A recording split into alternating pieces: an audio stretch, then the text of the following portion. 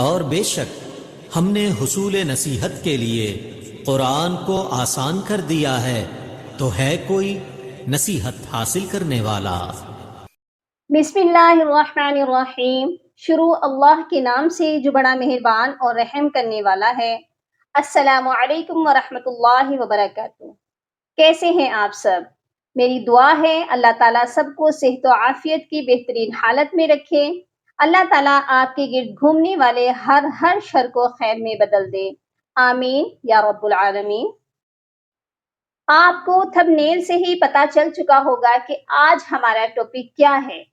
آج کا ٹاپک بہت اہم ہے کہ قرآن پاک میں ہمیں جگہ جگہ آیات کے اندر اور آیات کے اینڈ پر کچھ علامات ایسی نظر آتی ہیں تو ہم سوچ میں پڑ جاتے ہیں کہ نہ جانے یہ علامات کس چیز کی نشاندہی کر رہی ہیں کہ ہمیں یہاں رکنا چاہیے یا نہیں رکنا چاہیے۔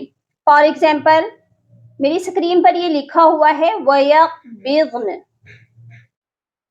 اس کے آگے چھوٹی سی میم بنی ہوئی ہے۔ اس طرح ایک اور مثال دیتی ہوں، لفظ ہے عند اللہ، یہاں پر چھوٹا سا صاد لکھا ہوا ہے۔ اسی طرح ایک اور مثال دیکھتے ہیں، فارجع البصر، یہاں پر لام الف لا لکھا ہوا ہے۔ اس کے علاوہ اور بھی بہت سی علامات ہیں۔ اب سوال یہ ہے کہ کہاں پر ہمیں رکنے کا حکم ہے اور کہاں نہیں رکنے کا کہا گیا ہے۔ پہلی بات تو آپ یہ جان لیں کہ جب بھی آپ کو اس طرح کی جتنی بھی علامات نظر آئیں تو ہر ایک پر آپ نے بالکل بھی نہیں رکنا۔ ان میں سے کچھ علامات ایسی ہیں کہ ان پر ہر صورت میں رکنا ہوتا ہے، اگر نہ رکے تو معنی بالکل تبدیل ہو جائیں گے۔ تو چلیے سب سے پہلے جانتے ہیں رموز اوقاف کیا ہے۔ پہلے ہے رموز، پھر ہے اوقاف۔ رموز رمز کی جمع ہے جس کا مطلب ہے اشارہ یا علامت۔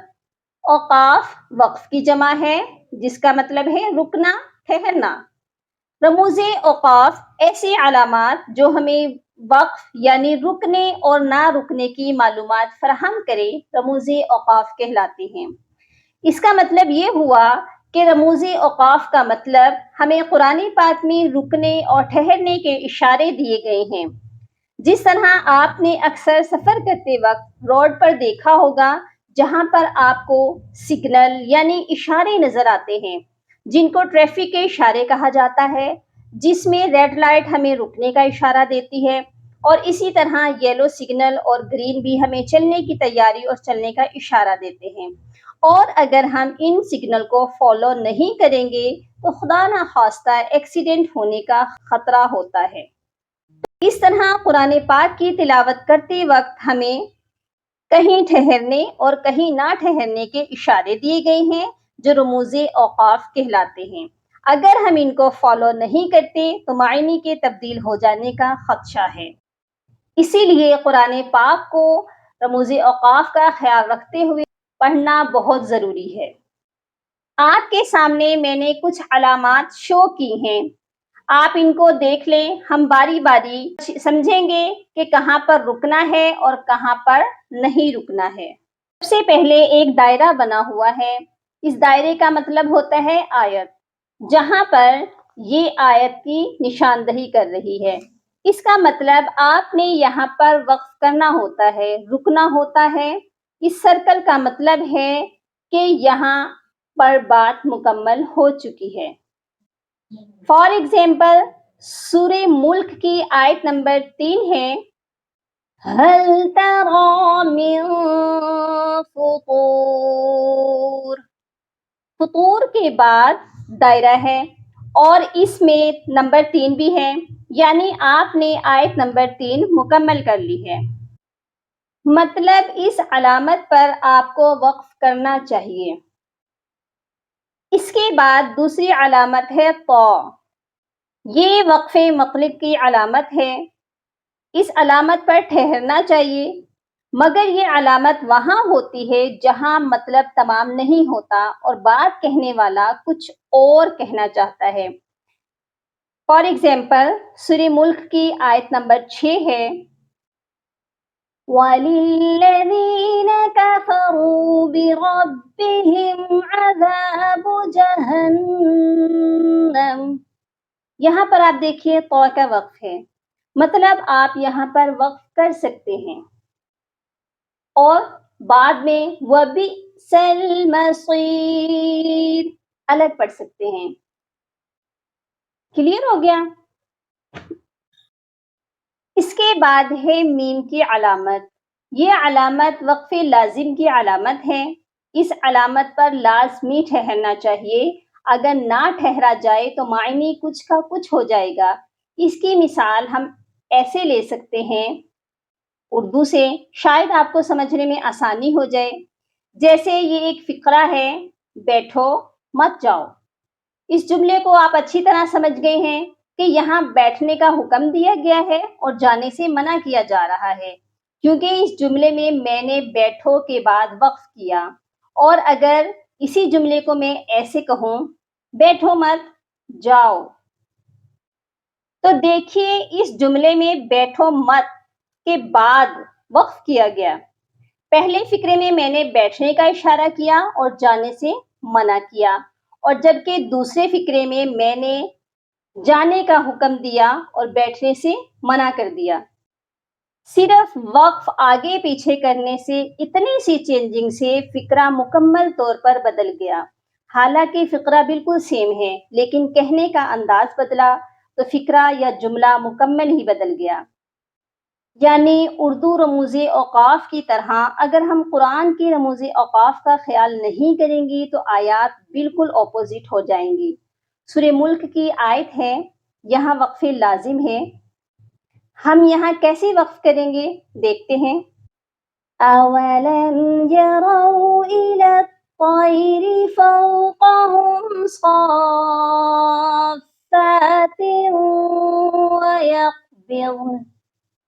دیکھیے اس ورڈ کے بعد میم کا وقف ہے، وقف لازم ہے، اسی لیے یہاں پر ٹھہرنا بہت ضروری تھا اور میں ٹھہری ہوں. تو آپ نے بھی جہاں پر بھی دیکھنا ہے کہ میم کا وقف آگے ہے تو وہاں پر آپ نے وقف لازمی کرنا ہے.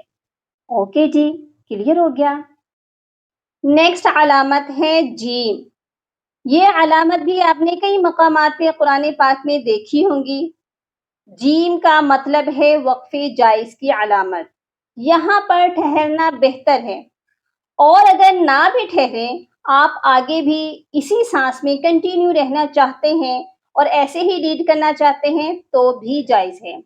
فار ایگزامپل سورہ ملک کی آیت نمبر 29 ہے.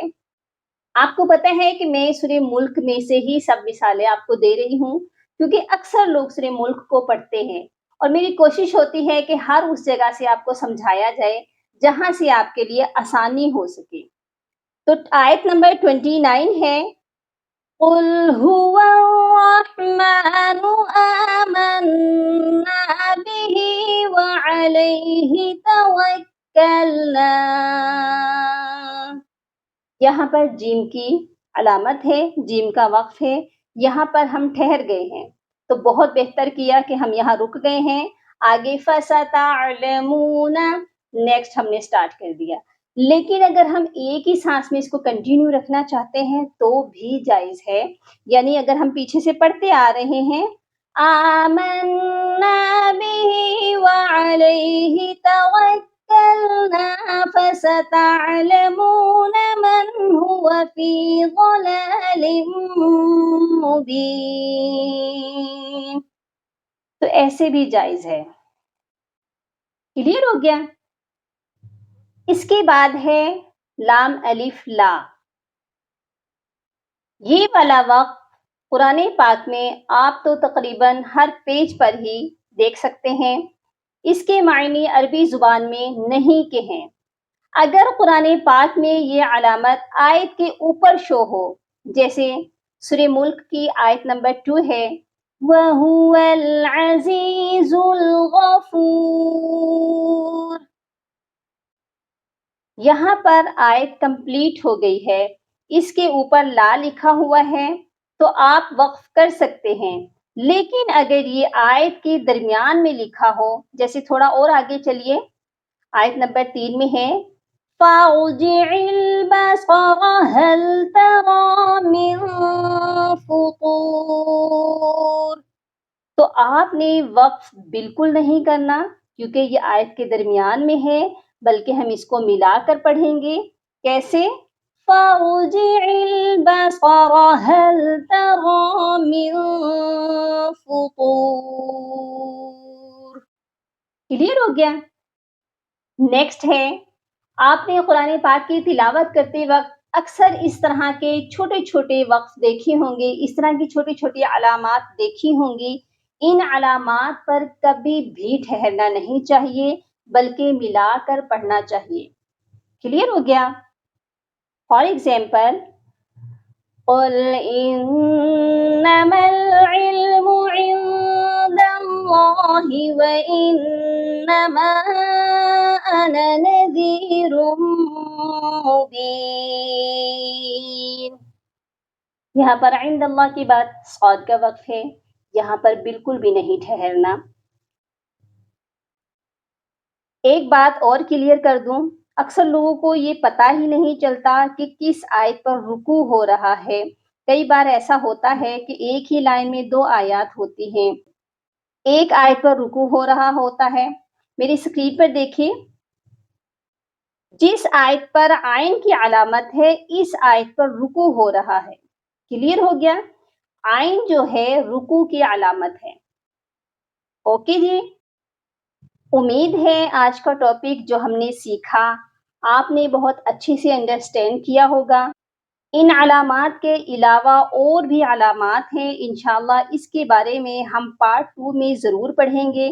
میری کوشش ہوتی ہے کہ ویڈیو زیادہ لمبی نہ ہو، تو انشاءاللہ باقی ہم نیکسٹ ویڈیو میں سیکھیں گے. اللہ تعالیٰ سے دعا ہے اللہ تعالیٰ ہمیں صحیح معنوں میں قرآن پاک پڑھنے کی ہمت اور توفیق دے. آمین یا رب العالمین. اپنا بہت سارا خیال رکھیے گا. فی امان اللہ. اللہم فقہنا فی الدین. اللہم بارک لنا فی اوقاتنا. سبحان ربک رب العزة عما یصفون وسلام علی المرسلین والحمد للہ رب العالمین.